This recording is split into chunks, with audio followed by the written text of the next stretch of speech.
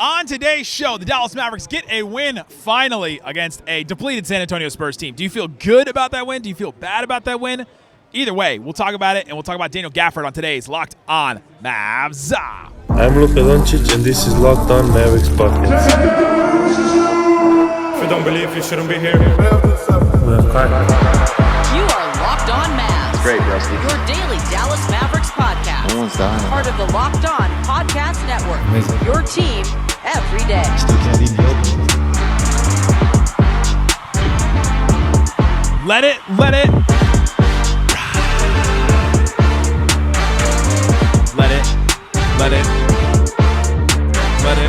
Sure.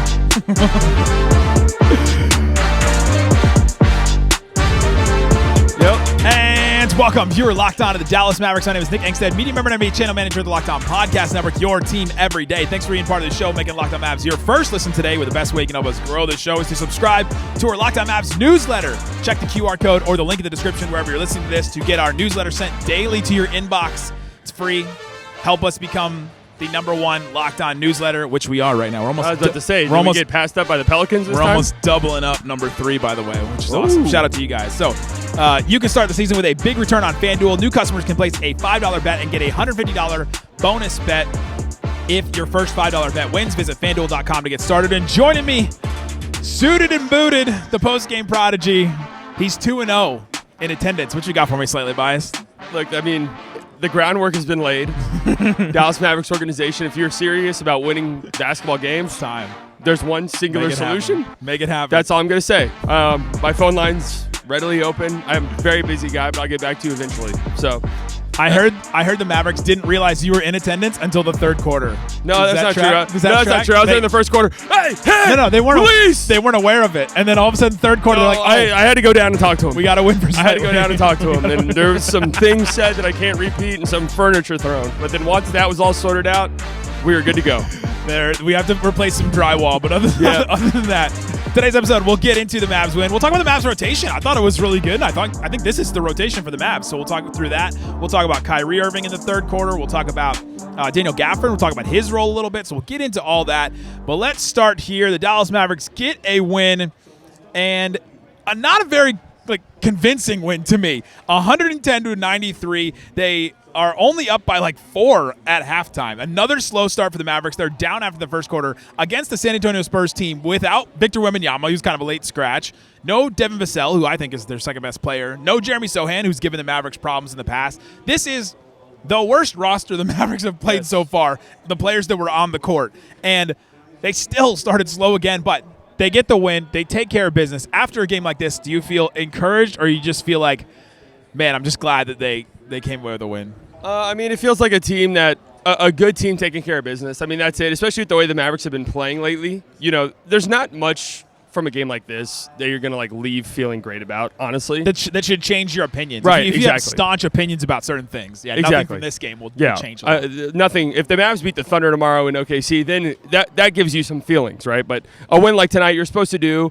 And I didn't think they looked horrendous early on. You know, they were just missing a bunch of shots. A lot of what the Mavericks' problems is it's just these guys are not making shots. These guys are not converting looks. That really boils down. What was the Mavericks' three-point shooting numbers in the first half? It was dreadful.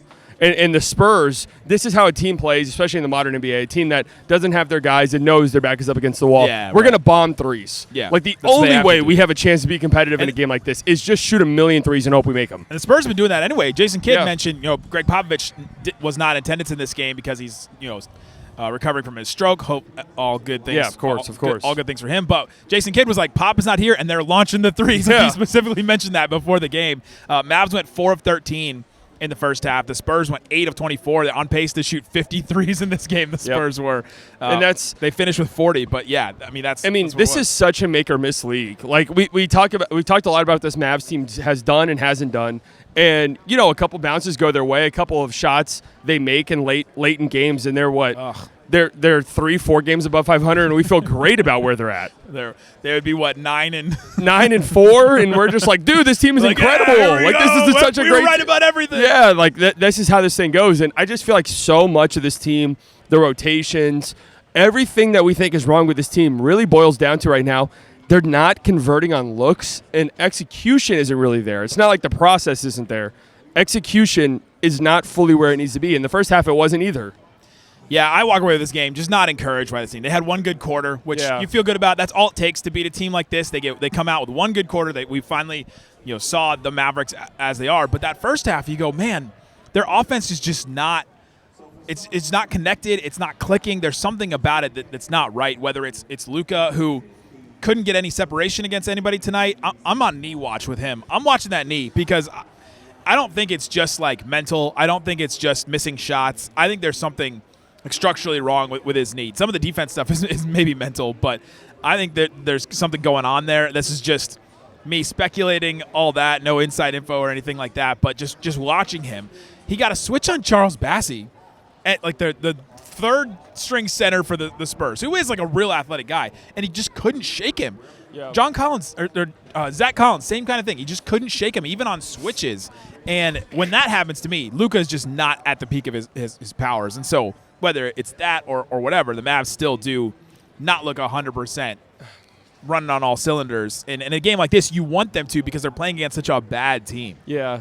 And I guess my thing with the Luka knee thing is it's like I would feel somewhat similarly if it weren't for the fact that he played in Slovenia this summer.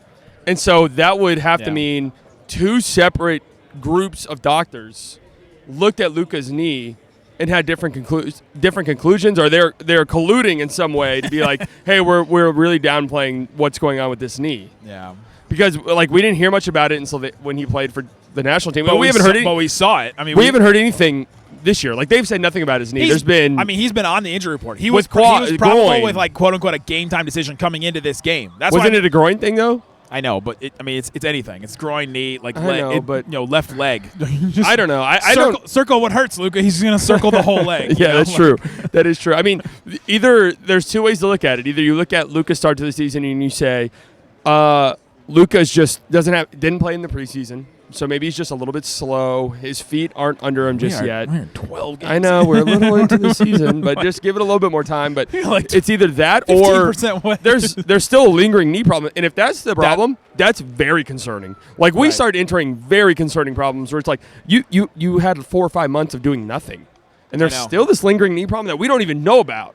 Like that the fans have no clue about. Right. So I don't know. I really don't think that's it. I just think that when I rewatch games, it really feels like he's trying to force it. And I don't even think Luka had a bad game tonight, by the way. Before we even get off on this tangent, I know we're doing this. They won the game, and we're like, I know. I don't. By the way, I think Luka was fine tonight, but I just think for what's going on with Luka is going on for a lot of this Mavericks team is they're just not converting on looks. They're not shooting well from the field. They're not converting on makes that you're used to seeing, and so the process looks worse. And that's where a lot of times it's a result. And this Mavericks team is so ISO-oriented. Yeah. They've always been like that, by the way. They've been like that in Luka's entire career. They've been like they were like that last year. Whenever they made their finals run, they were like that last year, and they were so good in the clutch, like the best clutch team in the NBA. Yep. They just did this. Luka, Kyrie, you guys go to work and cook, and when it's clicking, it looks great. When it's not, it doesn't look great, and that's the problem I think currently. Yeah, and so I'm trying to figure out why it's not clicking. And to me, I think it starts with the head of the snake. It starts with Luka. And so I'm looking at what, I don't want to do the Luka thing. It's fine. We've been doing it. I talked to a couple before, and they were like, before the game, and they were like, man, did you hear 105.3, they killed Luka. And I was like, I think we've been kind of killing Luka on this show too. He just doesn't look like the MVP level. That's what it is that we thought. And that's when all the expectations we had for this Mavs team was dependent on Luka being an MVP level player. And just up until this point in the season, he hasn't been that. And that's fine to say. And I'm trying to come up with a reason for it that's not like Luka is trash now. If this Luka game happened mid-March in the midst of incredible games, I'm just thinking this is against a terrible team. And I think the Mavericks just as a whole were not making shots early. Yeah. And I just think that's really been the crux of a lot of their defensive issues, I think, have boiled down to they're missing a lot of threes, and that's leading to long rebounds, and their transition defense has been terrible to start the season. Yeah. I thought their process in the first half offensively was not great either. I agree. It was very your turn, as in your turn, 4th, 5th, 6th, 7th guys on the roster turn. And I'm in the 300s coaching, mind you. And I'm like, Luka, shoot! Kyrie, please shoot. God, shoot. And finally, they did. And he did. They finally did. They listened to me. They finally did. After I threw some things. They finally did. All of our bemoaning aside, Yeah, we're done. Really? We're done. This has been such a bad. When they would have gave by 20 points, and we're like, yeah, I don't know, guys. This team sucks. Like, hey, guys, I don't know.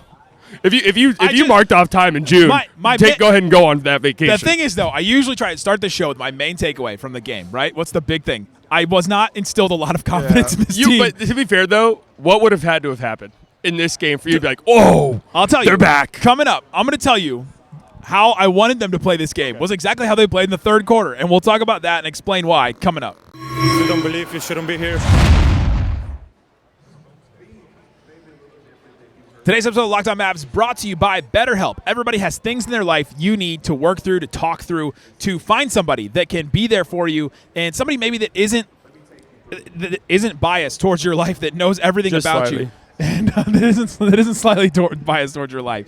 This month is all about gratitude, and along with the person that I shouted out, which is slightly, I'm grateful for him being part of this show and helping me through all last year. Some people would say he carried me all last year on this show. So I'm grateful for him. You are grateful for people in your life, and maybe you're grateful to have therapy in your life. If you're not, if you're thinking about starting therapy, give BetterHelp a try. Go check it out. It's entirely online, designed to be convenient, flexible, suited to your schedule, and you can fill out a brief questionnaire to get matched with a licensed therapist. Let the gratitude flow with BetterHelp. Visit BetterHelp.com/LockedOnNBA. That's BetterHelp, HELP.com/LockedOnNBA.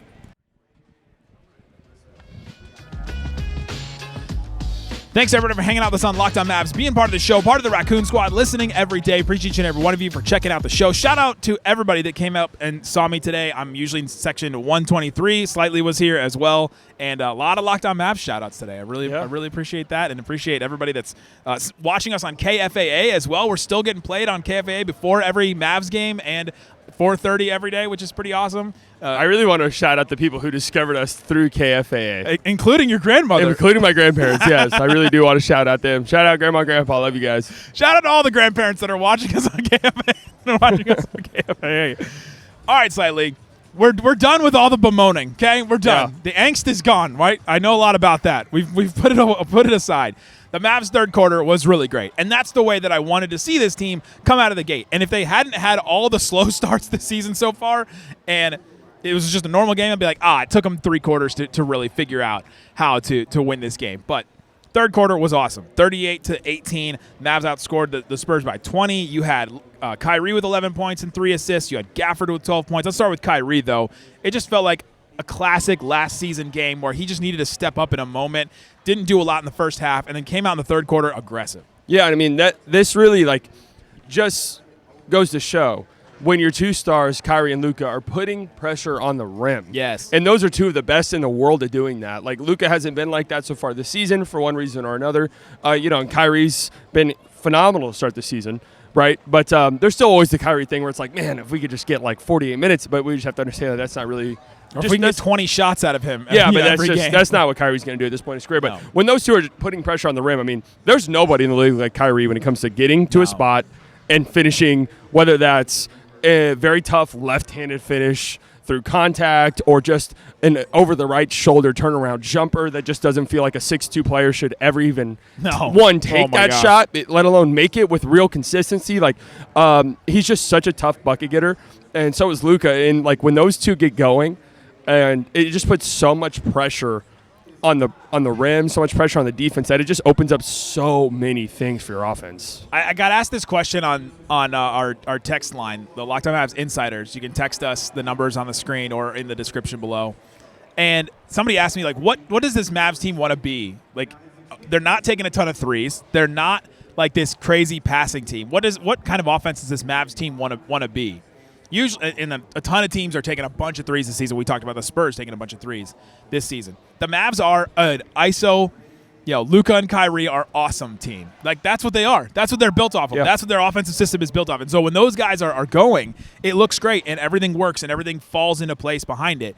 And that's what you saw in that third quarter is Kyrie really getting his thing going. And when that happens, everybody else falls in place. Gafford gets more, he gets more opportunities because Kyrie's getting into the paint and he's finding him or he's, getting offensive rebounds off of Kyrie's misses every once in a while and things like that. And so, I mean, that's what this team is. They're built off of those two guys. And so a lot comes down to those two guys. Yeah, and I mean, it's really difficult to just look at this Mavericks team so far, what they've been offensively, their numbers, this, that, and just try to surmise what this team is, because your best player hasn't been what we've come to expect. Yeah, at his level. At his level. And him being at his level opens up everything. Like, I don't think people understand. That's when defenses collapse. That's when teams decide, you know what, if we don't send help, if we don't pinch in, if the low man doesn't pinch in a little bit, like, we're going to give up 50 points to 60 points. Like, it's going to happen. Yeah. And, like, that's when Luka manipulates the defense. That's when Luka reads the low man and whips those, live dribble skip passes to the corner.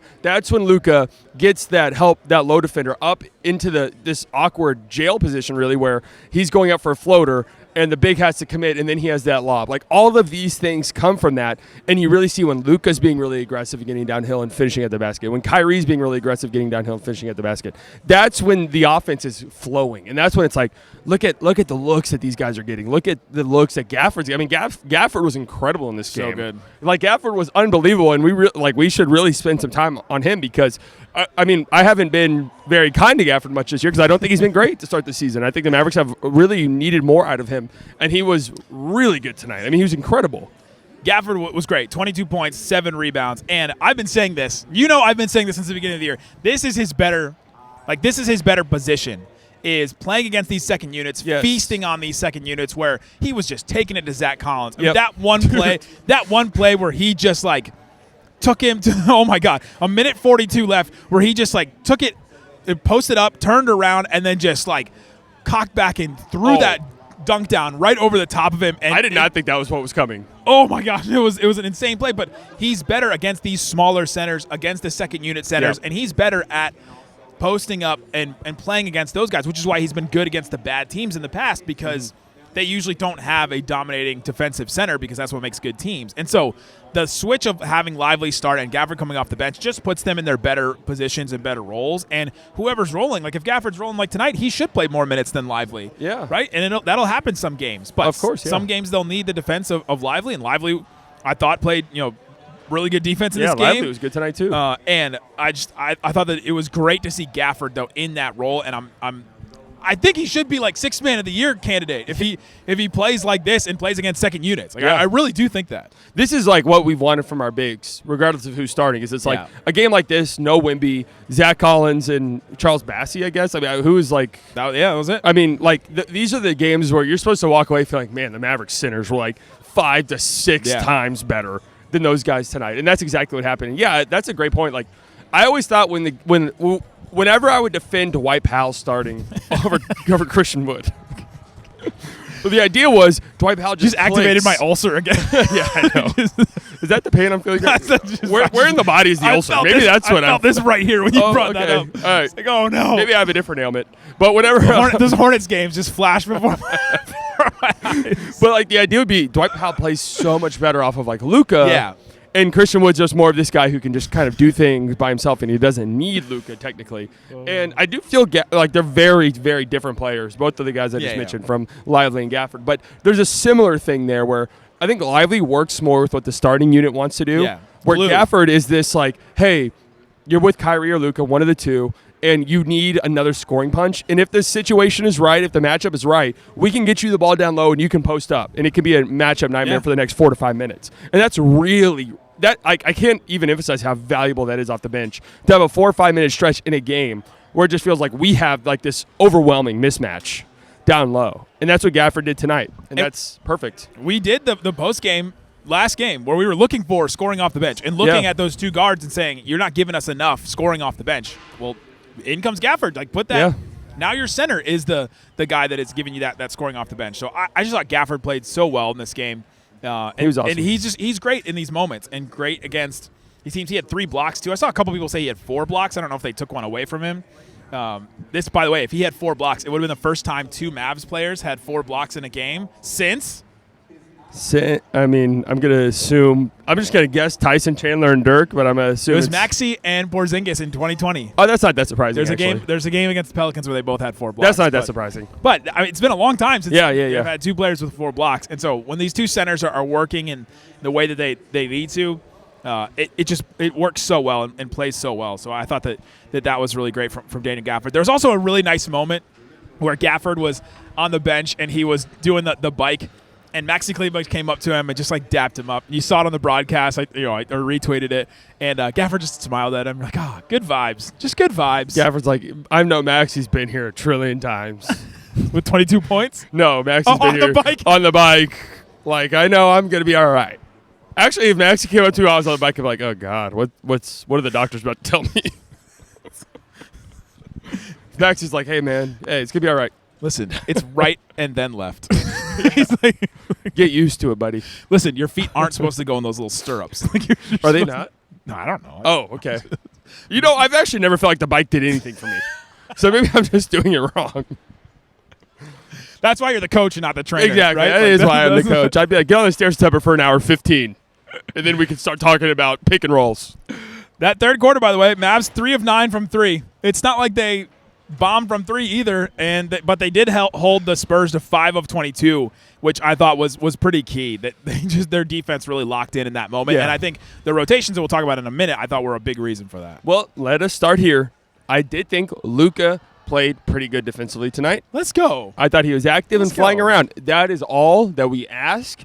And you know what? That's all that is really required from him out of most nights. There's maybe 2 matchups in the league where it's like, hey, there's 5 guys on the court that not only do you have to be flying around, guarding off ball, but also are like catch and shoot, catch and drive guys. There's only like maybe the Celtics and the Thunder are probably like the only 2 teams realistically. Maybe the Knicks who are like that. But I thought he was fine tonight. I thought the defense looked good. And that's why after the first half, I know they were down into the first quarter and stuff. I saw people on Twitter like, this team's terrible. Like, this is. I didn't really feel that way necessarily. I just thought I knew they were gonna like the Spurs. This Spurs team was terrible tonight. Very bad. They're gonna pull this out. Which to me, this game feels like the season. They're gonna pull it out. They're gonna figure it out. Yes, it's just gonna take them a little bit longer. That's so true. That's such a great point. Than we had hoped to figure it out. So coming up, let's talk about what they have figured out so far with the rotation. So I thought we had everybody back healthy except for Exum, and this rotation is the one that made a lot of sense. I'll talk about why coming up. If you don't believe, you shouldn't be here. Today's episode of Locked On Mavs brought to you by FanDuel. FanDuel Sportsbook has all kinds of props and odds, things that you can use to get in on the action. Go see FanDuel and see what is available for you. And right now, if you put down $5, you can get $150 in bonus bets if that $5 bet wins. So go check it out on FanDuel. They got all kinds of stuff for college football, the NFL, if you're listening to this in time for Sunday, all kinds of stuff. You don't even have to put money on the Cowboys, because if you do, then I don't know, maybe call the number that's on the bottom of every website for FanDuel. Maybe that's what you should do if you're putting money on the Cowboys. Or if you're putting money against the Cowboys to offset your sadness, put down the $5 bet. You can get $150 in bonus bet if that bet wins. FanDuel.com. See what's available for you. Again, that's FanDuel.com.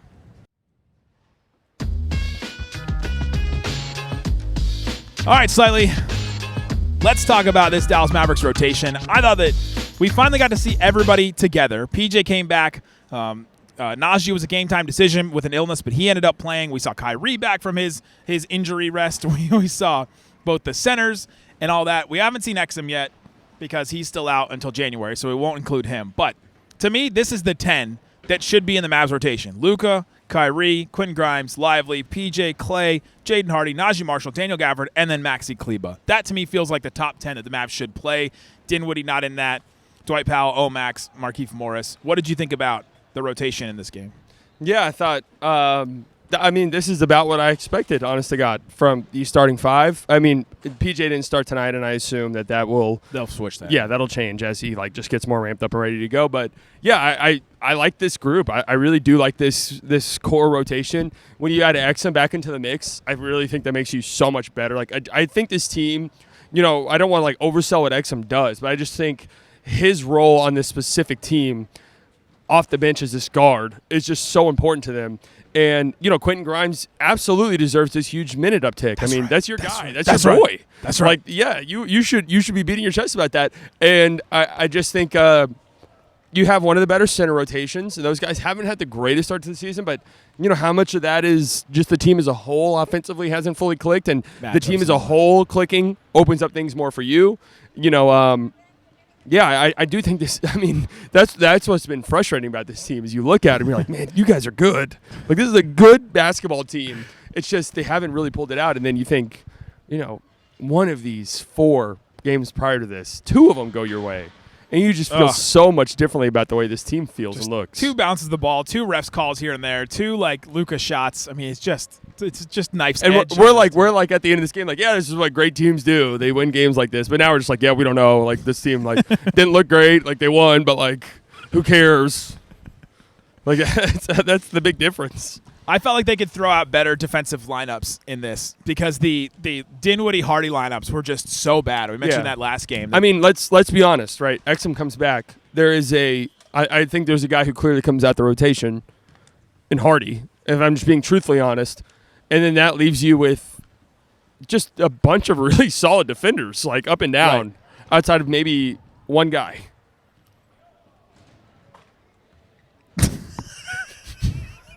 Left it, just dropped it. He just started that and just dropped it. Come to that conclusion on your own. If the shoe fits, I don't know what to tell you. You don't know who I'm talking about. If the Jordan fits, yeah, the signature. But you could throw the Kyrie, Quentin Grimes, Naji Marshall, PJ Washington, Lively lineup, or Gafford out there. Like that's a really good group. You can throw Luca with Hardy, so there's another scorer off. So the the ball. idea is it's like the starting 5 should theoretically, when they're clicking offensively, pour it on you. And then every other lineup alteration outside of that should be great defensively. Yes. That should be the key focal point moving forward. Which is why this team has been so frustrated because they're supposed to come out and start hot. It's supposed to be Luka, Kyrie, and Klay dominate you on offense. Yes, that's what's been pour in a bunch of points, and then the rest of the game they're playing these they're playing these lineups that are supposed to hold the line, right? Hold the line against teams, and they just haven't gotten out to any fast starts this whole season. This is really how the Nuggets play in a lot of ways. Or the idea of the Nuggets, where they come out, hey, we're putting our best 5 on the court for as long as possible. We're not staggering. We're not doing anything else. These are our best 5 guys, and we're going to build leads, and we're going to give up leads a little bit whenever we take those guys out, but they're going to just keep us in it enough so when our starting 5 comes back out, we dominate the game and win. That's how the Denver Nuggets win. I kind of thought, going into the season, we'd see some of that from this Mavs team in a lot of ways, that they would operate a little bit like the Nuggets. But because I just thought their bench was so much better that they would rely a little bit more on, heavy bench lineups. And just with the injuries, this is why I've defended Kidd a little bit, where it's they've dealt with I don't think you guys understand having 4 key rotation players out of the rotation, what that does to you. That was tough. That is tough. You have to have guys coming up. Should have beat the Jazz. You have to have guys coming off the bench that otherwise wouldn't be playing. But But it felt good to see. It felt good to see them all here tonight. It felt good to see that, and they felt bigger, right? They were so small without PJ and Maxey and Lively sometimes. This is such a small Spurs team. Yeah, they're very small. It's a terrible Spurs team. This group is horrible. It's very bad. It's very, very bad. They shot 31% from the field. The Spurs did? Yeah, they were 28 of 88. God. They missed 60 shots in this game. Man, what happened to Keldon Johnson? He was on the Olympics team. I know. He's just completely fallen off. He went 3 of 11 tonight, played 20 minutes, and I barely noticed him. I did not even think he if you told me he was a DNP, I would have been like, oh yeah. Well, he's been coming off the bench for them. I know, and that's just he got bench for Sohan, Castle. I know that he was a pop guy. I'm getting my guy on the Olympic team, but there was people who were actually that's not that crazy of a choice. I remember because he was good. He was good, and it's just a good stats, bad team guy. Maybe. He was barely even noticeable tonight. Were you sad you didn't get to see Wembanyama? Of course I was sad. I mean, honestly, if you come to a game, especially against the Spurs, you want to see Wemby. Of course. And this is the last chance, right? Because we saw him in the first game. Yeah, here, I didn't even think about that. Now he won't. Okay, wait. You didn't like the court. Oh, yeah. We'll talk about the court. You can see it right behind us if you're watching. And it's gray. I just do not like a gray court. I think it just looks dull. I don't think there's not a lot exciting to it. But I do like the white. The white looks clean. I think the jerseys look clean. The jerseys are better than that initial leak where there was no numbers on them. The jerseys look clean, but then there's nothing exciting about that court except Leon Bridges' signature. It's kind of sick to see him put the little walls up for the hockey game. But no, here's the thing: is I usually agree with you with gray courts. Usually my stance is almost the silverish courts. I'm not the concrete type of courts. I'm not really here for. I think this is really clean. And I'm usually very anti whatever the Mavs got going on with their alt jerseys or city jerseys. I think this court's I hate their jerseys. I got to say. The white ones? I hate them. They're the black ones, but they're just white. It's literally the same thing as last year. Exactly. That's my exact problem. The black ones were really cool and I loved them. So then you say, and they went to the finals. Just make them white. Like, just everything that was cool about it being black with the little blue color tones. Yeah. Just make it all white. Boo. That's boring. We want a giant horse on the front of the jersey. Do they not get this? We want a horse with a cowboy on it, with a cowboy hat. That's what fans want. There's the reason why fans love the Raptor jerseys. Fans love the Vancouver Grizzlies jerseys. Fans love the Hawks jerseys with a giant hawk on it. We want Champ. I want Gotti. Champ on it. Yes. We want Mavs Man. Do we? Yeah, we do. He's part of the Raccoon Squad. Is he really? Yeah, I've completely turned 100% on Mavs Man because he came up to me one day and said, "Love the show, listen every day." And I was like, "Well, all right."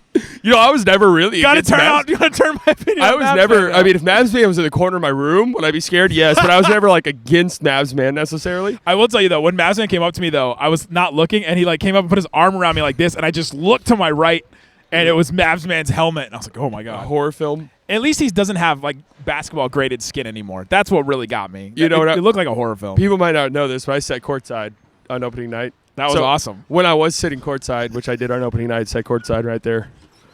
The little Mavs horse guy walked past me. Champ. Little cringe moment. Dapped him up, and I was like, "Yo, man, great work out there." And just stared at him, and he stared at me, and I was expecting like a voice to come out for some reason. Just kept walking. I was like, "Oh, thanks, slightly. Appreciate you. honestly, that's what I was appreciate expecting you for some supporting the reason. Mavs." I was kind of expecting something like that, but he just kept walking, and I was like, "Oh, Have you never been to Disney? Those mascots never talk. yeah." That's No, the whole thing. I mean, I went when I was like 6, but I was expecting something. There you go. Let us know what you thought about the courts. Let us know what you thought about the rest of this game. Guys, thanks so much for hanging out with us on Locked On Mavs. Check the QR code, the links in the description to find more ways to follow us. Thanks so much for listening to Locked On Mavs. We'll be back tomorrow with more, and we'll be back throughout the rest of the week with every postgame. Me and Slightly. Guys, thanks for listening to Locked On Mavs. Peace out. If you're in the Mavs org, you know the solution. Boom. 2-0.